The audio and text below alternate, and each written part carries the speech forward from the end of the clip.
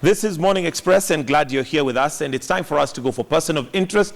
As mentioned earlier, our person of interest today is none other than the leader of Amani National Congress, and that's Honorable Musalia Mudavadi. Great to have you in the studio, and thank you for coming. Thank you very much, and good morning. Good morning. And well, as usual on person of interest, really would like to know more about Musalia Mudavadi and who he is. So maybe you can just give us a brief history of who Musalia Mudavadi is, where you grew up, which school did you go to, and just what you remember from your young days. Okay, fine. Let me be very blunt. I was born in 1960, September 21st, 1960, and I went to Kileleshwa Nursery School, subsequently to Nairobi Primary School. Then I joined Nairobi School. Patch. Patch, that's right. Then I finished at the University of Nairobi, where I did my land economics degree. Then I started working with the National Housing Corporation for a short while. Then I joined the private sector, Tysons Limited. And in 1989, I joined politics at the age of 29. Very young at that time, I'm sure. Yes. And you are referred to as the young Turks then. Yes, we were. Okay, now as you were growing up, possibly, what is it that you remember maybe from your former days in regards to how you were brought up? Was it a very strict environment? Were you free to explore what you wanted to do? It was a very strict environment. My father was a military person and a teacher as well. That's a very strict combination. Yes, so he had the educational background, and then also he had his stint in the military at one time. And one of the things that he really enforced was discipline in his children, in his environment. He was very, very firm. And we always spent our holidays in the rural area. So that means that you would be out here for your school, but immediately the school is closed. On the second or third day, you are ferried to your rural home, and in this case, that is Mululu in Sabatia constituency. And therefore, I was able to keep in touch with the rural environment at the same time. The urban. With the urban. Okay. And if you would reflect now, how did that shape and add to who you are today, especially going to the rural areas? Because I'm sure the life there was different. It was a bit more, there was less in terms of luxury. Yes, there was less in terms of luxury, and I think it is something that many of the young people of today may not be getting. But I can tell you it really enriched my life, because in terms of being able to master my language, that gave me the opportunity to master the local dialect, to get involved in what the rural folk were also doing. I got to understand more about our culture. I got to understand more about what is taboo and what is not taboo. So all these things really enriched my life, and I can tell you, had I not gone through it, maybe I would not be in politics today. Yeah. Okay. Musalia Mudavadi, married, children? Yes, I am married. I'm married. My wife is Tessie, and I have two sons, Moses, Michael, and one daughter, Marianne. Okay. Yeah. How did you meet Tessie? Oh, that's a the short version. The short version. Well, how you met Tessie. The short version is that I was somewhere in Lugare, and we were conducting a political function, really a public function, to raise money for a school. And while we were there, one of the board members of that school came with his family. Somewhere in the crowd, there were these very beautiful ladies from the same family. Little did I know that we'd go and have lunch with the board members at the board members' house. Mm-hmm. Now, when I went there, I saw this beautiful lady that I had seen at the function. and the rest is history. Like they say, It will be a story for another day. For another day. I'm sure we'd probably need a whole day and a different environment. And a different environment, yes. Okay, and possibly what value does Tessie add to your life, and how is it that she enhances who you are today? I can tell you it's important because, one, to be in politics, you really have to have the right frame of mind. You have to be stable.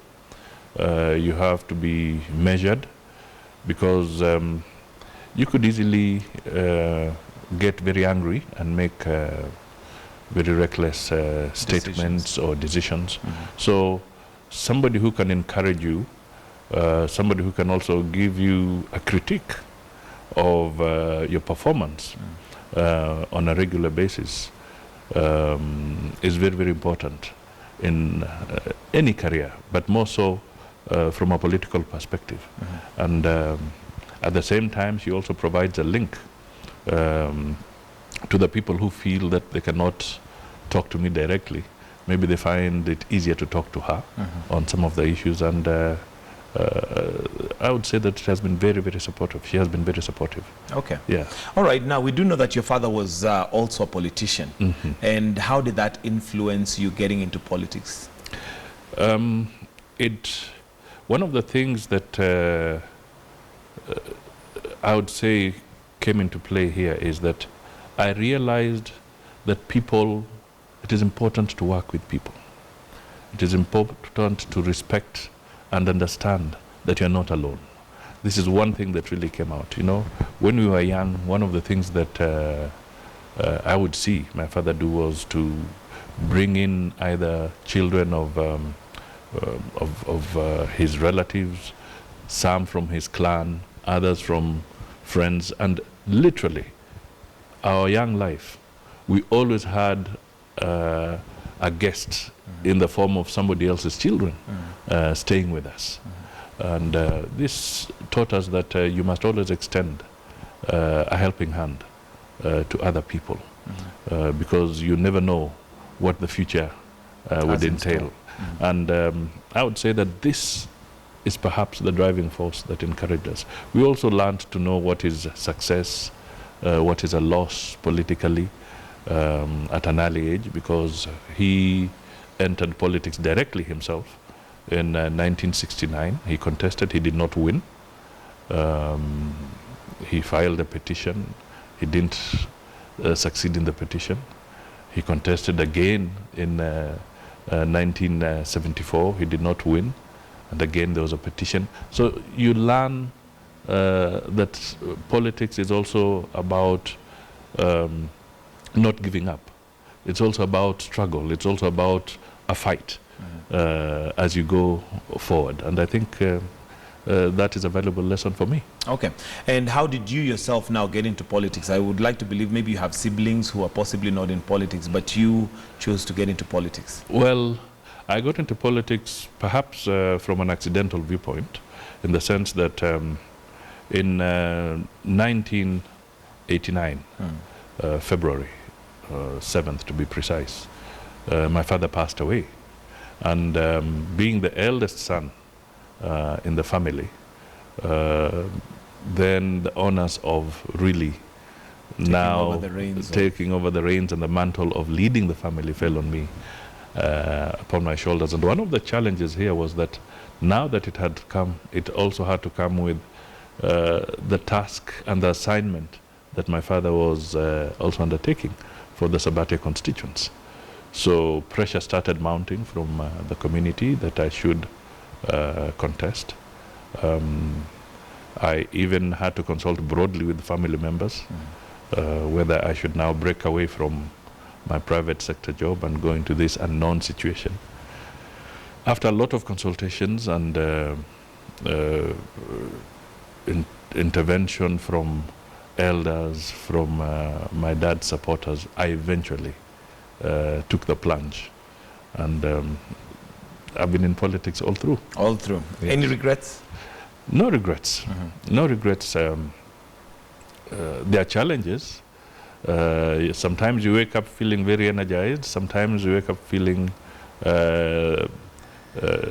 quite depressed, but you have to keep on going. I guess that pretty much goes for anything anybody is doing, even Precisely. any other job. Precisely. But now, once you got into politics, are there some things that stood out that you did not expect, possibly on a negative side, that I didn't expect this to be part of what happens, but now you realize that, wow, this is the way it is?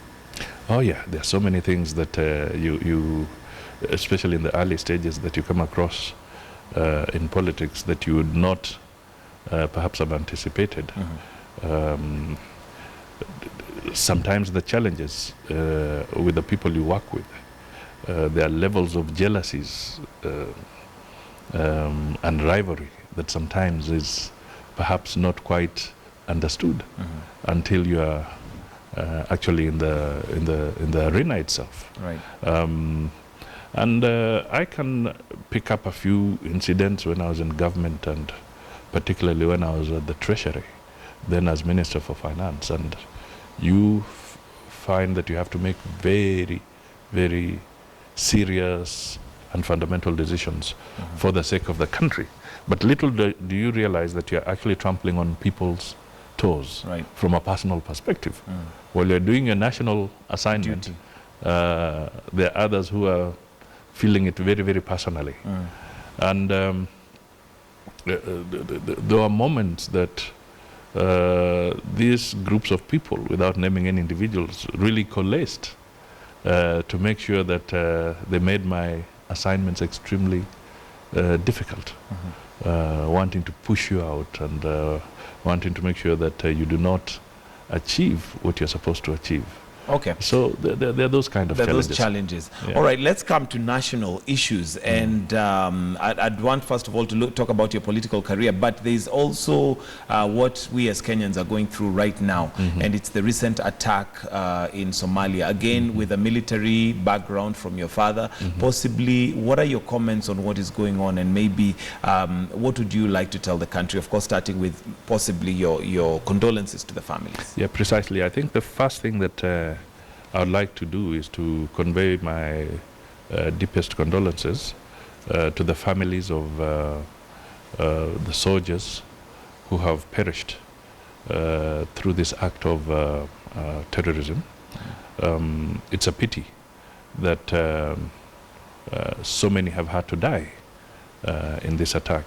We may not know immediately the number of people, but it's quite substantial. Maybe it's a whole company within the military palace that we have lost here.